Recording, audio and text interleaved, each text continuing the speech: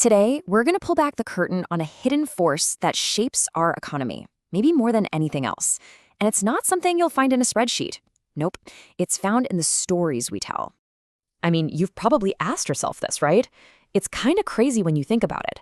We make these massive, life-altering decisions, like, say, a 30-year mortgage, all based on the idea that the future is at least somewhat predictable. And yet, the experts get it wrong all the time. So what if the most important variable is the one they're not even looking at? You see, for all its incredibly complex models and just mountains of data, traditional economics, it has a huge blind spot. There's a missing variable that explains so much of the chaos, so much of the unpredictability we see every day. Economists, they love data. They track inflation, unemployment, GDP, you name it. But in all that number crunching, they often completely miss the single most powerful data source out there, the one that's happening in conversations all around us, every single day. This is it. This is the missing piece. It's not hiding in some complex formula. It's right out in the open. It's in the simple, incredibly powerful stories we tell each other. You know, narratives about getting rich quick, or the fear that a machine is about to take your job. These stories, they actually shape our decisions in ways that raw data just can't predict. So, okay, if stories are the key, how in the world do you study them? I mean, how do you take this seemingly fuzzy idea and turn it into something you can actually analyze? Well, this brings us to the core idea of this whole explainer, narrative economics. It's this fascinating field that treats popular stories not as just noise, but as actual critical data. It's all about tracking how these narratives spread, how they change over time, and how they gain influence, ultimately driving everything from stock market bubbles to deep recessions. And this isn't some brand new idea either. Just look at John Maynard Keynes after World War I. He made this absolutely stunningly accurate prediction. But how? Not with some complicated algorithm. No, he did it by listening to the story being told in Germany, a powerful narrative of humiliation and impossible debt. He just knew it was going to lead to another conflict because he was reading the story, not just the numbers.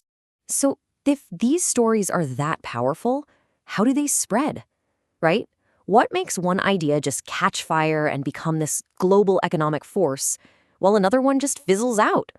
The best way to think about it is like an epidemic. Seriously, an economic story, an idea, it can infect one person who then passes it to a few others. And if the conditions are right, it can just explode, spreading exponentially through a population and changing behavior on a massive scale. And get this, it's not just a metaphor. Epidemiologists use this mathematical framework called an SIR model to predict how a disease will spread. It tracks how many people are susceptible, how many are infected, and how many have recovered.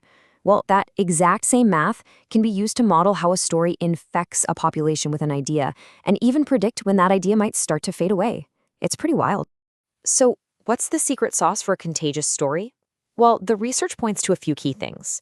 You need constant repetition, especially in the media. It needs a strong emotional hook, something that really resonates with people. A connection to a celebrity or some famous person who acts as a sort of super spreader helps a lot. And maybe most important of all, a powerful, simple image that just sticks in your brain. All right, theory is one thing, but now let's look at some real-world examples where these narrative forces literally change the course of economic history.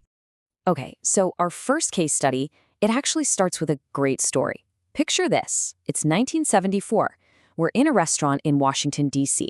An economist, Arthur Laffer, is trying to explain this radical new idea to some pretty powerful people, including Dick Cheney and Donald Rumsfeld. So he grabs a napkin and he draws this simple curve to make his point, that cutting tax rates could actually increase tax revenue. Now, the economic idea wasn't totally new, but the story of the napkin was just so simple, so contagious. And if you look at this chart, you can see how the Laffer curve narrative spread just like a virus, following a classic epidemic curve, and eventually helped kick off a global tax-cutting movement. Now let's jump back to the Great Depression. While economists were busy looking at all the data, two really powerful stories were spreading among regular people. The first was this idea that being frugal, saving your money, was a moral virtue. The second was that conspicuous consumption, buying a new car, was just in bad taste when your neighbors were struggling. Both stories encouraged people not to spend money, which, of course, just made the economic downturn that much worse. And this is where it gets really interesting, how these stories just kind of mutate over time. On the left, you see this spike in mentions of labor-saving machinery during the Depression. Now look at the right. You see almost identical spikes for automation and AI in just the last few years. It's the same core fear, that machines are coming for our jobs. The story stays the same, only the words change. And what's one of the biggest, most dominant economic narratives of our time? Come on, you know what it is. Bitcoin. It is a masterclass in narrative contagion. Think about it. It's a get-rich-quick story, it's a mystery story about a creator nobody knows, and it's an anti-establishment story all rolled into one. It is a narrative that was perfectly engineered to go viral in the modern age. So this brings us right to the present day. If these narratives are so incredibly powerful, and if technology is just making them spread faster and faster, well then learning how to listen to them is more important than ever. And if you need proof, just look at this recent research. It's looking at what actually moves the stock prices of massive companies like Amazon and Microsoft. And the results are, well, they're kind of stunning. The sentiment in traditional news articles, no significant impact. But the number of tweets and the positive or negative feeling behind them, a significant positive impact on stock price volatility. The conversation happening on social media is measurably moving the markets. So what's the big takeaway for you? Here it is. The stories we tell each other are not just idle chatter. They are a fundamental driver of the economy. They create bubbles, they cause busts. And social media is like pouring gasoline on that fire, supercharging how fast these stories spread. If you can learn to spot the dominant story of the moment, you get this powerful new lens to see beyond the numbers and understand what's really going on. Because here's the thing, economics isn't just something that happens to us. It's something we are all creating together, through the stories we choose to believe and the ones we choose to share. Every time you share an article, post a comment, or just talk about the economy with a friend, you're kind of casting a vote for a certain narrative. You're helping it spread.